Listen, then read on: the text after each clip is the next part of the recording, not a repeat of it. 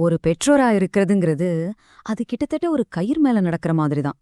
ஒரு பக்கம் பார்த்தா நம்ம பிள்ளைங்கள உலகத்திலிருந்து பாதுகாக்கணுங்கிற ஒரு உள்ளுணர்வு, இன்னொரு பக்கம் அவங்க தனியா அவங்க சொந்த கால்ல நிக்கணுமேங்கிற ஒரு தேவை. இந்த ரெண்டுக்கும் நடுவுல இருக்கிற அந்த மெல்லிய கோட்ல எப்படி பேலன்ஸ் பண்றது? வாங்க, அத பத்தி தான் நாம இன்னைக்கு பார்க்க போறோம். ஒரு நிமிஷம் யோசிச்சு பாருங்க. உங்க அன்பு எப்போவாச்சும் உங்க பிள்ளைக்கே ஒரு கூண்டு மாதிரி தோணிருக்கா? இது கேக்கறதுக்கு கொஞ்சம் கஷ்டமான கேள்விதான். ஆனா நம்ம பிள்ளைங்களோட உண்மையான வளர்ச்சிக்காக நம்ம நேர்மையா நம்மள நாமளே கேட்டுக்க வேண்டிய ஒரு கேள்வி இது. இப்போ நாம பார்க்க போறது பெற்றோர்களை குறை சொல்றதுக்காக இல்ல. கண்டிப்பா இல்ல. ஆனா நம்மளோட அன்பு நம்ம பயத்தினால உந்தப்படும்போது அது எப்படி மெதுவா ஒரு கட்டுப்பாடா மாறுதுன்னு புரிஞ்சுக்கிறதுக்கு தான். இதுதாங்க அன்புல இருக்க ஒரு பெரிய முரண்பாடு. சில நேரங்கள்ல ஒருத்தரை ரொம்ப இறுக்கமா பிடிச்சுக்கிறத விட அவங்கள கொஞ்சம் சுதந்திரமா விடுறது தான் உண்மையான அன்பா இருக்கும்.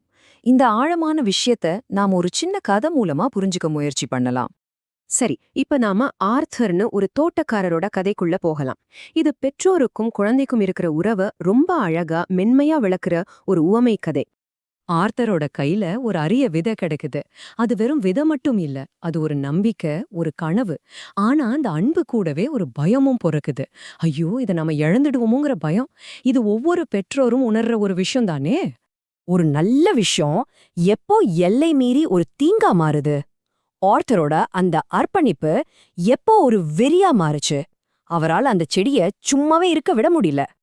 ஆர்தர் செஞ்ச ஒவ்வொரு விஷயத்தையும் கொஞ்சம் கவனிச்சு பாருங்க.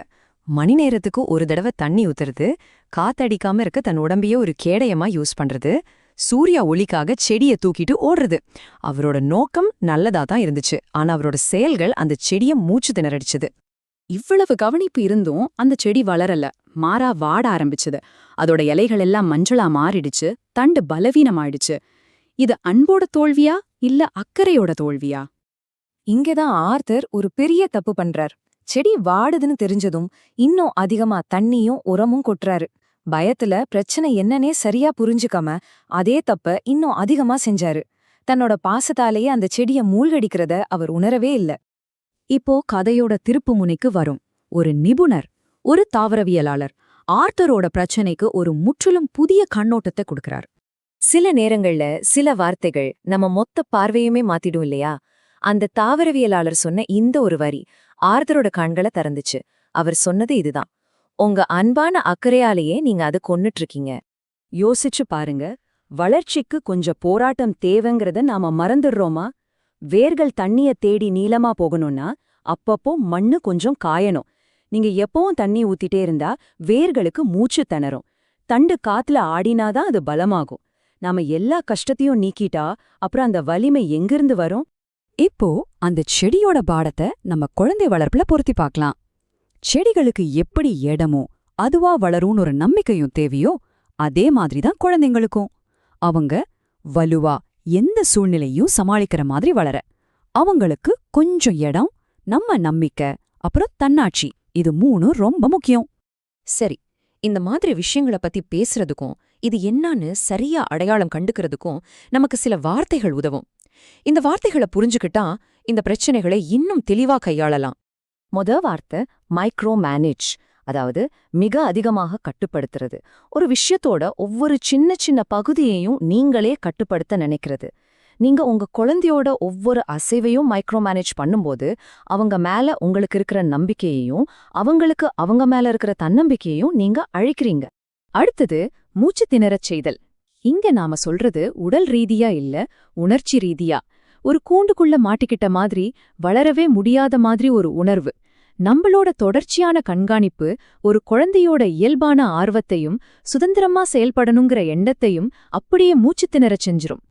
அப்போ இதுக்கு சரியான மாற்று என்ன? அதுதான் பேணி வளர்த்தல், அதாவது நர்ச்சர். ஒருத்தரோட வளர்ச்சியை கவனமா பார்த்து அதை ஊக்குவிக்கிறது.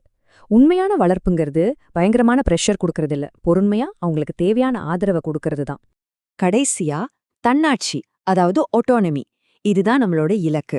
அவங்களோட வாழ்க்கைய அவங்களே நிர்வகிச்சுக்கிற நிலை, சுதந்திரம். உங்க குழந்தைக்கு நீங்க தன்னாட்சி கொடுக்கும்போது அவங்க தானாவே வலிமையாவும் தன்னம்பிக்கையோடவும் வளர நீங்க அனுமதிக்கிறீங்க.